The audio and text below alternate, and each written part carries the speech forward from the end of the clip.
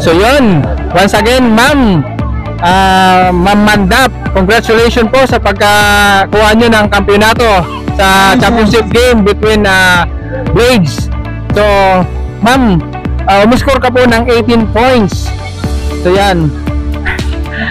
Then, ayun po, ano naman po yun, Ma'am, na naging motivation nyo sa game nyo? Napakaganda nung binigay nyo ang play sa laro nyo kanina. So, actually, talagang nag-prepared kami, practice talaga yung susi namin dito. Talagang pinagandaan namin lahat ng team, na-practice talaga kami.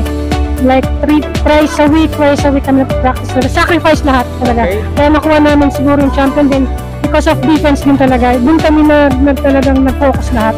Yung defense lang. Lagi ko lang sinasabi sa team na stay focused lang. Lahat ng offense, defense talagang dapat walang sasayangin. Lahat ng offense namin talagang gusto namin, lagi ko sinasabi sa kanila na gamitin lang yung utak, gamitin yung puso. Okay. So yun, once again, Ma'am Mandap, congratulations. Thank you. Ikaw po ang kailangan ng MVP, finals MVP sa ating championship game. So congratulations. Baka may gusto ka pong shoutout. Shoutout nyo po. Yes, i-greet ko lang yung father ko, si Kapitan Pandy ng Kansinala, Pampanga. Para sa ito, happy birthday! Advance happy birthday! Saka sa mama ni Day, sa Bacolod, sa mother ko din, and sa Kansinala.